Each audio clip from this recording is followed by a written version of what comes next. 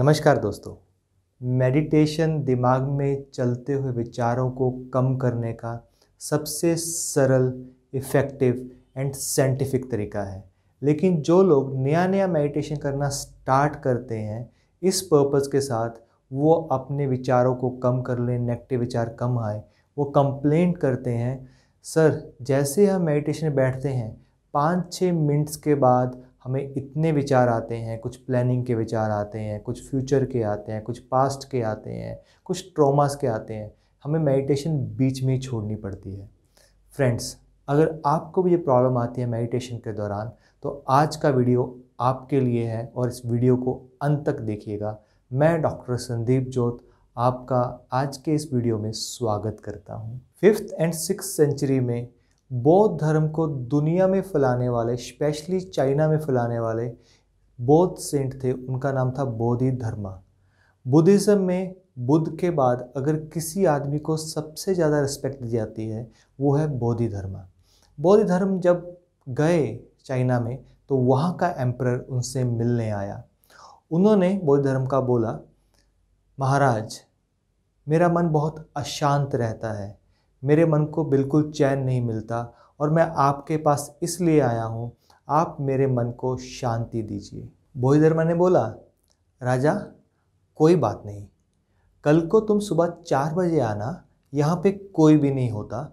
उस समय जब तुम आओगे तो अपने मन को भी साथ लेते आना। तो राजा बहुत कंफ्यूज हुआ, अरे ये क्या बकवास हुई, क्या पागलपन हुआ।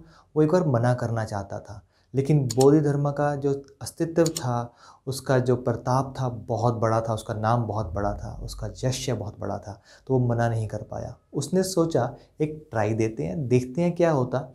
तो नेक्स्ट डे सुबह 4 बजे वो वहाँ पहुँच गया। तो बोधिसत्वा ने आते ही पूछा, राजन आ गए, अपने मन को साथ लाए हो?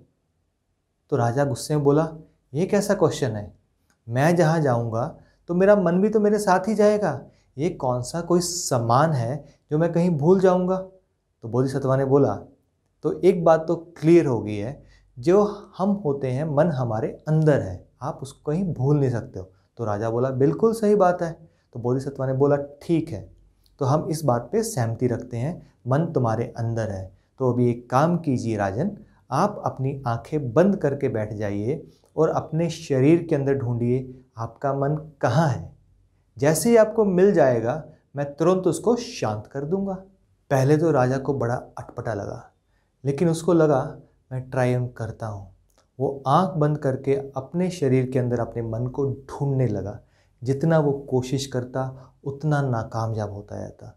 उसने कोशिश करने के बाद एकदम कोशिश जब छोड़ दी तो अचानक उसके मन में आया, उसको एक आंसर मिला कि मेरे अंदर मन नहीं है, मेरा मन कोई चीज़ नहीं है, ये एक एक्टिविटी है, एक थॉट्स है। तो जो चीज़ नहीं है उसके बारे में कुछ नहीं किया जा सकता।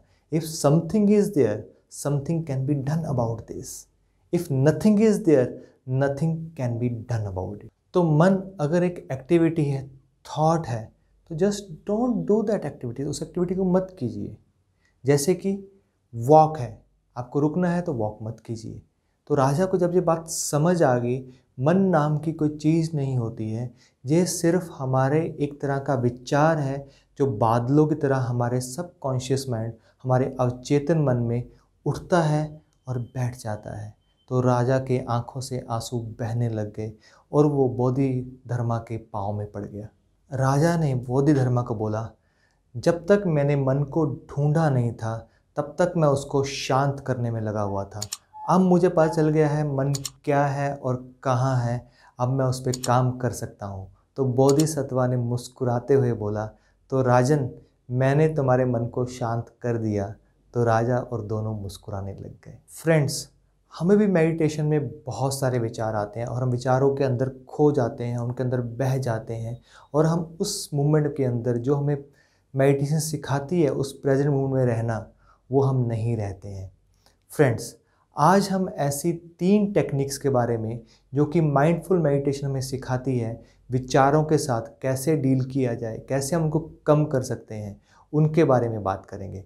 जो सबसे पहली और मेरी सबसे प्रिय टेक्निक है वो है सेइंग थिंकिंग बहुत इजी और बहुत ही इफ़ेक्टिव टेक्निक है। जब मेडिटेशन में बैठते हैं, जैसे ही विचार आए तो आप एक शब्द का यूज़ कीजिए, थिंकिंग।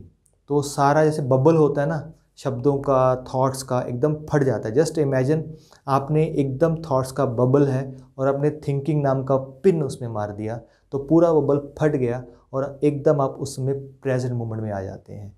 क्योंकि थिंकिंग के टाइम पे, विचारों के टाइम पे हम अवेयर नहीं होते हैं कब हम उस विचारों में बह गए हैं। ये ऐसा ही है जैसे हमें पता नहीं चलता, विचारों की एक ट्रेन चल रही है, हम यहाँ बैठे हुए हैं, उस ट्रेन के अंदर हम जंप कर जाते हैं और पता नहीं कहाँ तक पहुँच जाते हैं। जब हम नेक्स्ट स्टेशन पे उतरते हैं, हम वो नहीं होते जो पहले स्टेशन पे चढ़े होते हैं। इसलिए फ्रेंड्स, उस विचारों के इंजन के ऊपर, रेल के ऊपर चढ़ने से पहले हम अगर थिंकिंग बोल दें तो उसका इफ़ेक्ट कम हो जाता है और हम थॉट्स के अंदर बहते नहीं। दूसरा तरीका जो कि हम माइंडफुलनेस ट्रेनिंग के अंदर अपने स्टूडेंट्स को सिखाते हैं, वो है using metaphors. Kind of metaphors आप अलग अलग ढंग से विचारों को देखना सीखते हैं। इस तरह में 4 तरह के मेटाफर मैं आपसे डिस्कस करने वाला हूँ। वो कौन कौन से हैं? सबसे पहला मेटाफर है, आप अपने विचारों को आसमान में बादलों की तरह देखें। दूसरा मेटाफर है, आप अपने विचारों को इस तरह देखें जैसे चलते हुए पानी के ऊपर पत्ते चल रहे होते हैं। थर्ड मेटाफर इस तरह से है, आप सामने सीट पे बैठे हैं और आप थिएटर के अंदर पिक्चर की तरह, मूवी की तरह उन सारे विचारों को लाइव देख रहे हैं, लेकिन आप उसमें नहीं हैं। फोर्थ मेटाफर वो इस तरह से है, स्टेज के ऊपर एक साइड से विचार आ रहे हैं और दूसरी साइड से जा रहे हैं, आप उनको देख रहे हैं। फ्रेंड्स, इसका फ़ायदा क्या है? जब भी ये मेटाफर आप यूज़ करते हो अपने थॉट्स को कम करने के लिए, अपने थॉट्स को ऑब्जर्व करने के लिए, तब आप उन थॉट्स के अंदर नहीं होते हो, आप उनको ऑब्जेक्टिवली बाहर से देखते हो। ओके, ये थॉट आ रहा है मेरे को, okay thank you very much. मेरे को ये थॉट आ रहा है पास से, थैंक यू वेरी मच। ये थॉट मेरा प्लानिंग का आ रहा है, कोई बात नहीं है, ठीक है। लेकिन आप उस थॉट के अंदर, जैसे मैंने ट्रेन की बात की थी, ट्रेन में जंप नहीं करते हैं, ट्रेन को अपने सामने से आता हुआ जाता हुआ देखते हैं और धीरे धीरे धीरे धीरे जब आप प्रैक्टिस करते हैं मेटाफर्स की, तो आपके विचार बहुत कम हो जाते हैं। थर्ड एंड लास्ट मेथड जो माइंडफुल हमें सिखाता है कम विचार करने के लिए, वो है ऑब्जर्व योर बॉडी सेंसेशंस। इसके ऊपर बहुत सारी बुक्स हैं, बहुत सारा रिसर्च हुआ है। जब भी हम मेडिटेशन में बैठते हैं, अपने शरीर के अंदर कहीं भी कुछ सेंसेशन होती है, कुछ पेन होता है, तो हम उस पर ध्यान देते हैं, उसको ऑब्ज़र्व करते हैं। जब उसको ऑब्ज़र्व करते हैं तो हम अपने जो माइंड है, जो हमारे थॉट्स हैं, उससे दूर हो जाते हैं। जैसे कि बुद्धिज़्म में सिखाया जाता है, हर मेडिटेशन का एक बेस है, हम अपनी ब्रेथ के ऊपर कंसंट्रेट करते हैं, ब्रेथ को आता जाते देखते हैं, लेकिन फिर भी हम माइंड के अंदर, अपने थॉट्स के अंदर कई बार पहुंच जाते हैं और उस ट्रेन में कब जंप कर जाते हैं हमें पता ही नहीं चलता। हम सभी लोग मेडिटेशन के फ़ायदे जानते हैं, इससे हमें बहुत सारे डिजीज़ से निजात मिलती है। और फ्रेंड्स, 90% जो डिजीज़ हैं वो साइकोसोमेटिक होती है, जो हमें स्ट्रेस की वजह से, हमारी चिंता की वजह से आती हैं। चिंता और चिता दोनों एक जैसे शब्द सुनने में लगते हैं। एक हमें जिंदा चलाती है, दूसरी हम मर जाते हैं फिर चलाती हैं। इस स्ट्रेस को कम करने के लिए मेडिटेशन बहुत ही इफ़ेक्टिव टूल है, लेकिन बहुत सारे लोग प्रॉपर मेडिटेशन नहीं कर सकते, लंबे समय तक मेडिटेशन नहीं कर सकते और उनको उनके विचार बहुत तंग करते हैं। आप ये तीनों मेथड में से एक एक मेथड डेली यूज़ करके देखें और आपको कौन सा मेथड सूट करता है अपनी मेडिटेशन में, उसको यूज़ करें। आपको इनमें से सबसे अच्छा मेथड कौन सा लगा, हमें चैट बॉक्स में लिख के ज़रूर बताइएगा। और ये वीडियो आपको कैसा लगा वो हमें ज़रूर बताइएगा। अगर आपको ये वीडियो अच्छा लगा तो अपने फ्रेंड के साथ में इसको शेयर कीजिएगा। हम मिलते हैं नेक्स्ट वीडियो में और नॉलेज लेके और गहरी मेडिटेशन लेके। Thank you very much.